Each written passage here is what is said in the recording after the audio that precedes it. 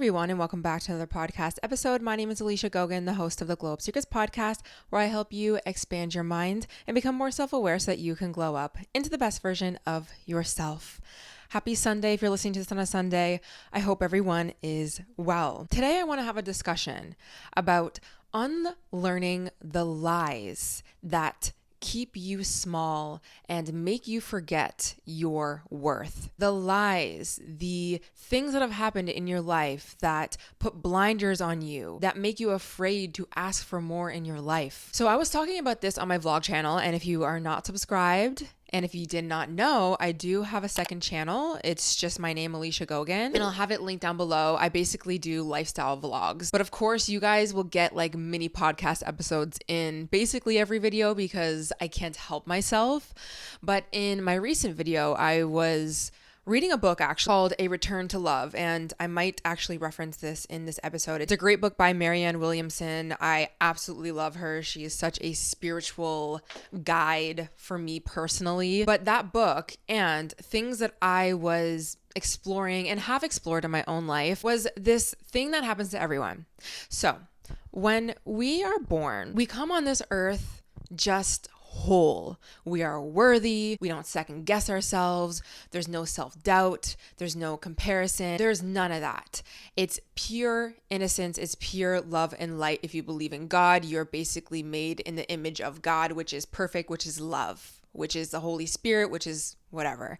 If you don't believe in that, I'm sure you can probably still think about the fact that babies and children, they don't judge, they don't compare, they don't whatever. They're just free-spirited beings until the world tries to morph us into what it wants us to be. We have a certain set of parents. We have a certain type of family dynamic. We are raised in certain environments, in school systems, in different religions, so many things. And not all of these things, people, places, and things, make it so that we are the worst versions of ourselves, because the right people, places, and things will allow us to become even greater version of who we came here to be. That's the goal, essentially. But of course, life is not always perfect. And so we will have trials and tribulations. We will have certain experiences in our lives that really tear down our confidence, or we just don't get our needs met in certain aspects of our lives. And that dampens our spirit. It dampens the way we look at ourselves. We grow up in a society a lot of the times where if, you're around people who don't look like you, or if you're not as successful as these type of people, if you're not interested in the same things over here, you kind of get shunned out of the group, or you feel less than, or you just don't have access to certain resources.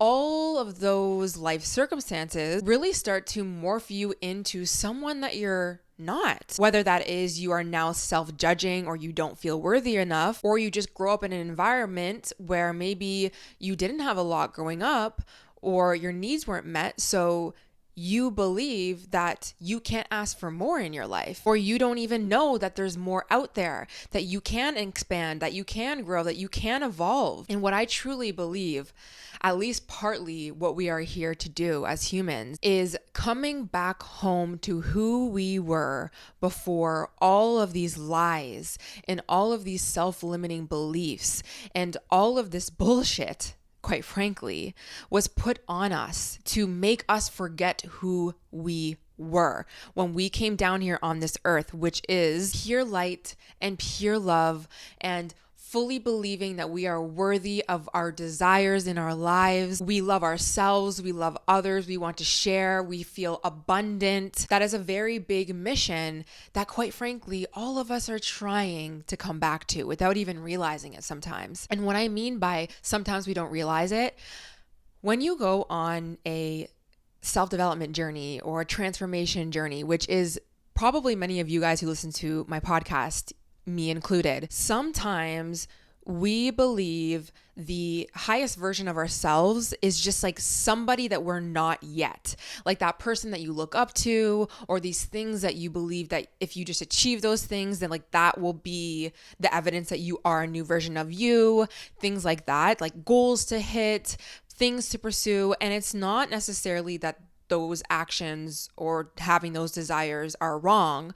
But I think a lot of the times, again, we believe that we will feel whole or we will love ourselves or we will feel at peace within our own lives once we become this next version of ourselves. But I want you to see how the next version of you is really you, but without all of these limiting beliefs, without all of these lies, without all of these distractions. When you want to be the most confident version of you, when you want to love yourself more, how you really achieve that is not by changing yourself so that you can look at yourself and say, I love you. It's about seeing how you were always worthy, seeing how you were always lovable, is seeing how you are worthy of all your desires and all your needs right now. Not after you change, not after you acquire something outside of yourself, not waiting for the next chapter of your life right now. Now, of course, you guys know I love a good Pinterest quote, and this quote says,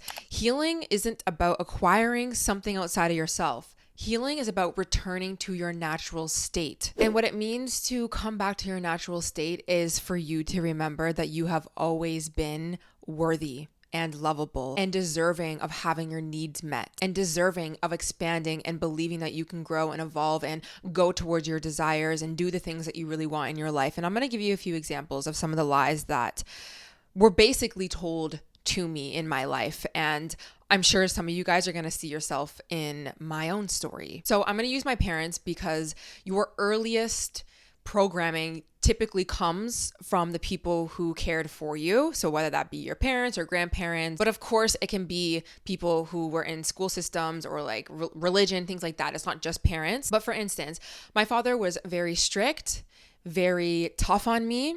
He was very emotionally disconnected from himself and to me. So I learned in childhood to be really quiet and stay really small and ask for nothing. And if you ask for something, it's most likely not going to be given to you and with no real explanation. But regardless, the messaging and the things that I learned in childhood when it came to my father was do not take up space.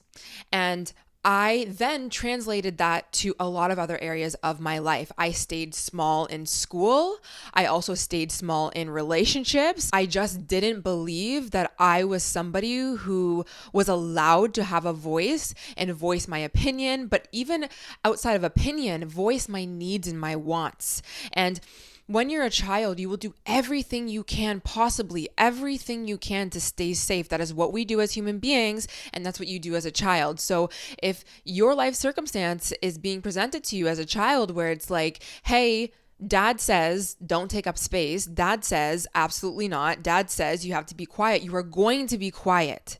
You're going to be quiet for the most part because you know in order to survive, the only way you're going to be able to do that is if you do whatever this person that has a lot more power over you wants you to do. Another lie that was told to me or shown to me or trained me to believe and even accept was to ask for less in life and be okay with the bare minimum. And I would say, yeah, I probably learned that from my father, but I learned that from my mother as well. And what I mean by this is a lot of you guys know my mother, which I recently just lost, and I have a lot of respect for her. I went through a whole grieving process even when she was alive when it came to having to deal with a parent who fell to addictions. But when you have a parent who cannot show up fully for whatever reason, they're suffering from something, whether it's mental health, it's addictions, it's sickness, it's maybe just, maybe you have parents who genuinely are like narcissists or something like that. Whatever the case is, for whatever reason, your parent is not showing up in the way that a parent really should. I started to learn that my needs didn't matter and to just be okay with the bare minimum because I wanted love from my mom. I wanted to stay close with her. Even as I grew up and when she was struggling with her addictions, I knew she had love for me and there was a lot of love for her to give me. But the truth of the matter is yes, on one hand, maybe I had that unconditional love and that support in some ways, and I hold that dearly, and in so many ways has that propelled me forward in life. Things are not black and white. Things are definitely not black and white, but I can see how I was really trained to Be okay with the bare minimum. Be okay with my mom or other people, because of course that translated into other relationships as well. Be okay with people just being avoidant or not showing up or putting things off or lying about things consistently or saying one thing and doing the other. Just expect less. Be okay with less. And you can see how some of these things, whether that's from your parents, again, it can be from so many other things in your life, how these things blind you from what you have always deserved. Because the truth is this, guys, me, myself, and you guys included, we always deserved somebody to show up. It's not too much to ask for that. We should be moving through life with a lot of love for ourselves and other people. We shouldn't be worrying and being in fear all the time and worrying, is the ball going to drop? Oh, well, I'm just going to not ask because I'm too afraid, because I feel like if I say something, then I'm going to upset this person and I can't deal with someone being upset, or I shouldn't because I'm going to be a bad person if I have needs and wants. That's not how we should be moving through life. And quite frankly, when we have that little spark of desire to do more in our lives, because that's what we are as human beings, we're always expanding and actualizing, it's going to require us to ask for more, right? It's going to require us to say, hey, I need this, or I don't need this, or this works for me, or that doesn't work for me in relationships. This is what we have to do. But when we are too afraid to do that because we've been trained that you shouldn't ask for that, well, guess where that gets you? That gets you into bare minimum relationships. That gets you stuck. That gets you procrastinating. That gets you doubting yourself. That gets you staying small in your life, and then you don't go for your dreams and your desires, and you're sitting here being like, what am I doing with my life? You have to see how your habits, the self-doubt, the procrastination, the fear, the imposter syndrome, the being afraid to say what you need and want in relationships, it's all based on lies. And when you start to remember that you came down here not to be a small version of yourself, you came down here with the intrinsic worth of being given more, but unfortunately, life handed you this deck of cards where some things made you forget that. When you start to remember that, that is when you continue to step into that highest version of you. That is when you start to go for the things that you always desired. That is when you start to lead with love. That is when you start to believe that you can have more in your life. So I want to talk about a few things that have helped me no longer believe these lies that keep me small. And honestly, the first thing that has been very helpful for me is for me to remind myself when I'm feeling afraid to speak my needs and my wants, whether that's in a relationship or in a work thing, or I am doubting myself, or I am wanting to stay small in my life, I acknowledge that the stories that I'm telling myself about how I can't do it, or I don't know how, or if I say this and people are going to get mad, this, that, they are all just lies that are trying to keep me away from my intrinsic worth. These are things and thoughts and beliefs that I have just learned over the years that are keeping me small. And anytime that I'm feeling fearful of something, most likely this is a call for me to respond differently. And I think what sometimes can help you as well is to think about having two voices in your head. The one that is telling you that you can't do X, Y, and Z, or you shouldn't ask for more, or you can't do it, or you're not good enough. Understand that that voice, for the most part, it's tried to keep you safe, right? If I tell myself, don't ask for more, then I'm going to be safe in the eyes of my childlike mind around my father. Even though I'm not in that same situation, we carry that with us. Okay, so you can understand that that voice is also not trying to actually sabotage you. It's just trying to keep you safe. And this is why you have that voice, but it doesn't keep you safe in your adulthood life. We know that now. See how that voice is really keeping you clouded, really keeping you stuck. See how that voice is a lie. We don't need that voice anymore. The self-doubt, the limiting beliefs, oh, you know what? Let's just keep procrastinating because it's going to be too hard. We can't do this project. It's just going to be too overwhelming. We can't do it. That voice is one voice that you have in your head. And then you have another voice, which you haven't really been listening to you need to probably cultivate a relationship with this new voice. You need to have more trust and faith in this voice, which is, you can call your higher self, you could call it Holy Spirit, you could call it God, the universe, whatever.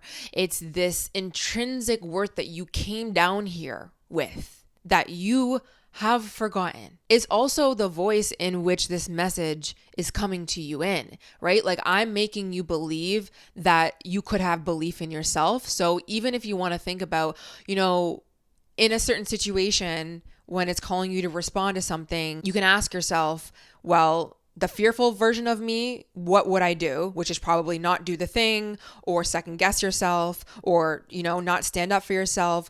Or the other voice, which is my higher self, God, Holy Spirit. Or you can ask yourself, like, what would Alicia do? Or what would somebody that you look up to, that that has like a lot of self-worth or confidence, or would love you through it and really give you that push, what would they say, right? And in the book, actually, A Return to Love, she speaks about acting out of only two things, one out of fear and one out of love. We do a lot of things, quite frankly, everything, out of one of two of those ways. So am I reacting right now out of fear, fear of abandonment, or fear of that I'm not worthy enough, fear-based responses, which you will see a fear-based response or even an action will look like self-doubt, will look like self-hate, will look like procrastinating, will look like I'm not going to go for that thing, or I'm just going to stay small, or not take care of myself, or again, not meet my needs and whatever by saying something I need to somebody else. Or am I going to act out of love? And when you act out of love, you tend to act out of a good self-worth. You tend to start to believe that it's possible that you can do what it is that you came here to do in the world. Now, this is a practice. This is you observing your thoughts and seeing when you are having that fearful thought, when you're having that lie that really you're telling yourself now, right? That voice that came from your father or your mother or society or whatever. You have to become aware of when that is playing a role. And by the way, it usually is always on autopilot. It's always telling you, no, you can't do it. You're not good enough, this, that. And the work really is about redirecting your focus to love, to light, to remembering who you are. And you can start by doing this work by any time that you are feeling fearful. You stop and you ask yourself, is this really the truth of who I am? Can I really not do this thing? Do I really not know how? Am I really not worthy of meeting my needs? Or when you're doing actions that don't feel good to you, you can start to point out and say, this action is coming out of fear right now. This is not who I am. This is a lie. And what would somebody who loves themselves do? What would somebody who believes that they are worthy of more in life do? Now, I do this all the time. I'm always being aware of when I'm acting out of that fear-based response, the lies, or when I'm acting out of love and belief in myself. And I see that when I go for my dreams or when I speak my needs. I know that it's coming from a place of believing that I'm worthy of saying these things, or I have something to say. And that took time. That took me every day having a practice, a journal practice, and pouring into myself and redirecting my thoughts, reminding myself that I am worthy, and the things that I'm telling myself or the things that I picked up in my life, they are not meant for me. The traumas that were put on you, the limiting beliefs, the stories, the not good enoughness, the bare minimum that maybe your parents couldn't give you, that was not meant for you. It happened, but it's not meant for you. You are meant for more, but you are going to be the one that needs to remind yourself of that. And I want to talk about removing self-imposed blockages. Okay, so let's bring it back to this idea of how a lot of us, we want to feel worthy of love, or we want love, right? We want abundance. We want all these things. And we are so focused on what we don't have that we actually don't see how there is already a lot of love and a lot of abundance that the universe is, or God is showing us right now in this moment. But you need to see how your current belief system, your current voice inside of your head, the lies that you're holding on to are also blocking what is actually meant for you right now. Again, we believe that one day we will find the love, or there's just going to be one thing that happens in our lives, and then we're going to see the abundance, or we're going to get the thing, or we're going to, again, something outside of ourselves, or we're just going to wait. And then that day, that day we're going to be put out of misery. That day we're going to be happy. But actually, the only thing we have right now is the present moment, right here, right now. And there is a lot of love, and there is a lot of abundance, and there is a lot of what you are actually seeking outside of yourself right now, but you just can't see it because you have these glasses on. So it's going to be up to you to start seeing things for what they actually are right now. Now, I want to read something from this book, A Return to Love, because I think there's a really good message in what I'm about to read to you guys when it comes to seeing how whatever it is that you believe about yourself, you will only seek. So if you believe you're not worthy, you're only going to focus on the things that remind you that you are unworthy. If you believe that you don't deserve love, even if there's love in front of you, you will push it away. So it says, nothing that is alien to our system can enter into us and stay there for long. This is true whether we're talking about something taken into our bodies or into our minds. If I swallow a piece of aluminum foil, my body will regurgitate it until the offending object is expelled. If I'm being asked to swallow the idea that doesn't agree, quote unquote, agree with me, then my psychological system will go through the same process of regurgitation in order to expel the offending material.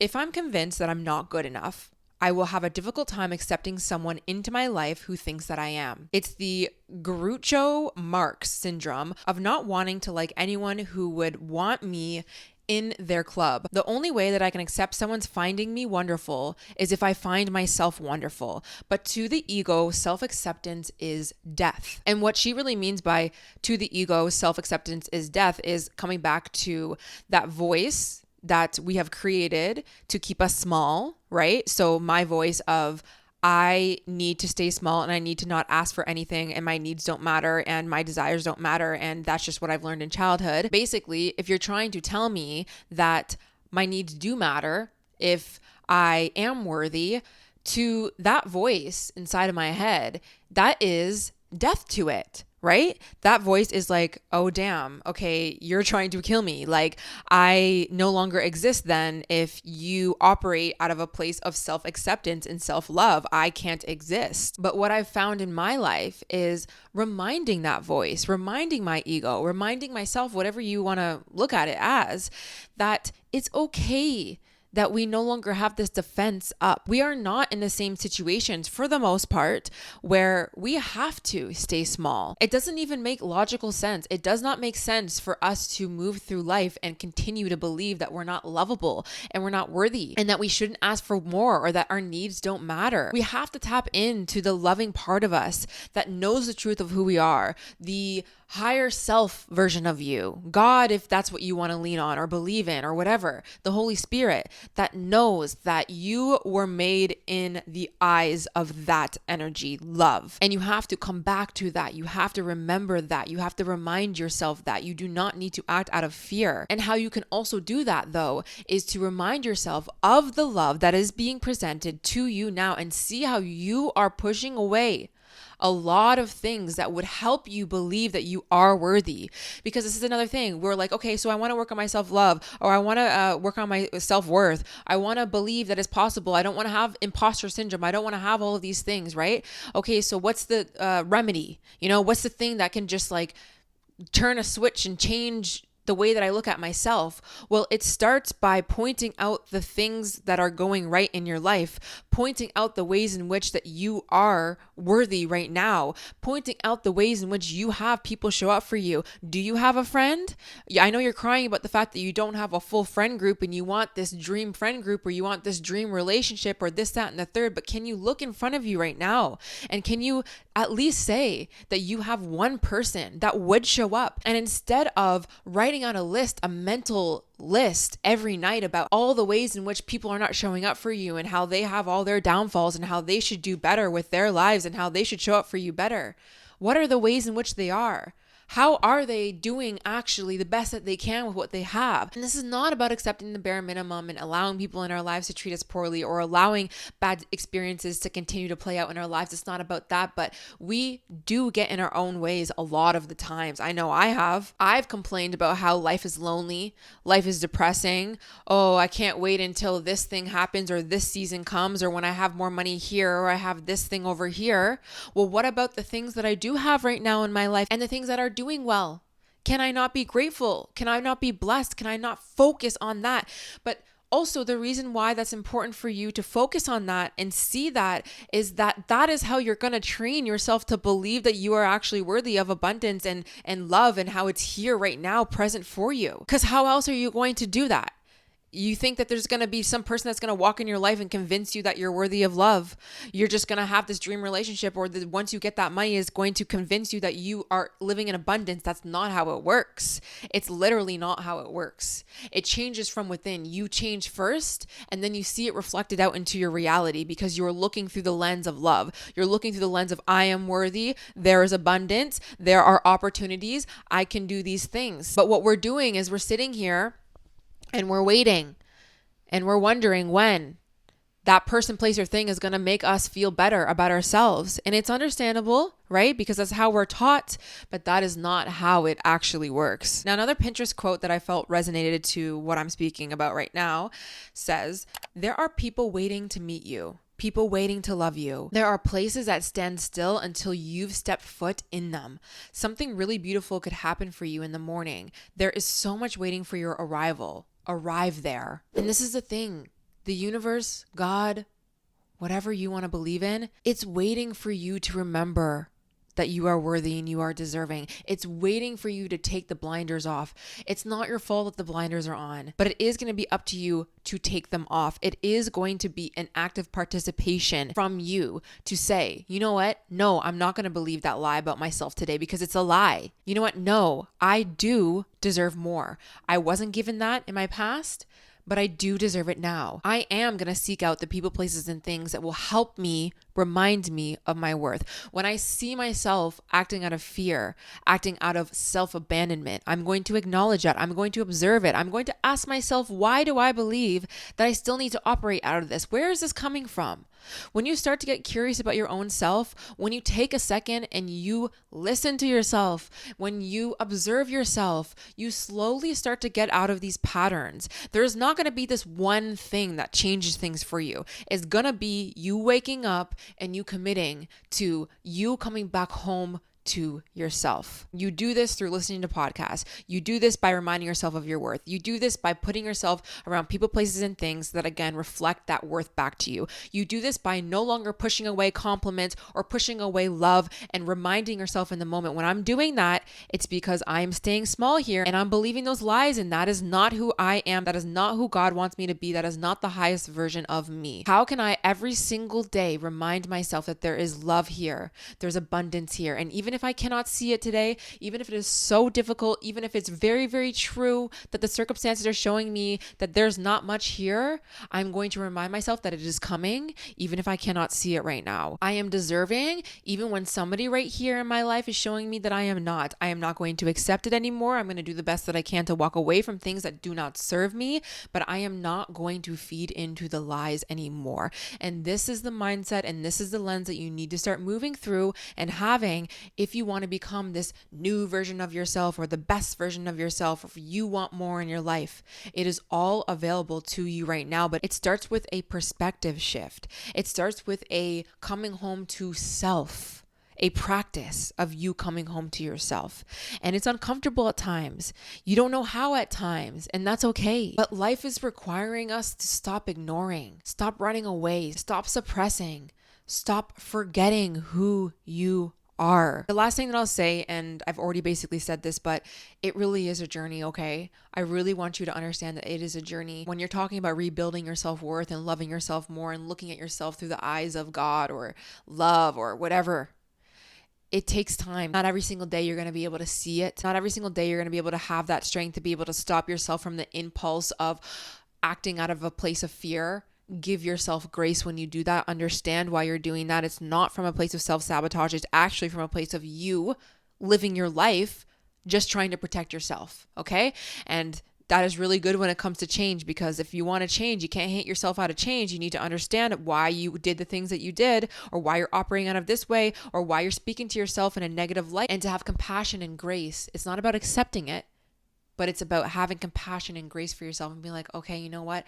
I learned to have this voice. I learned to suppress myself. I learned to ask for less. And I told myself and coached myself for years and years and years that you are not worthy, and that there is not abundance, and there is not love. But that was all just to keep yourself safe, because you got taught somewhere in your life that that was going to be the way to keep yourself safe from the pain that it would feel if you actually believed that you were worthy and deserving of something, and then somebody around you said absolutely no and disappointed you over and over and over again. So I would absolutely suggest getting this book, A Return to Love. This is, well, it says Reflections on the Principles of A Course in Miracles. It's a spiritual book. It does talk a little bit about like God and Holy Spirit, but from like a spiritual lens.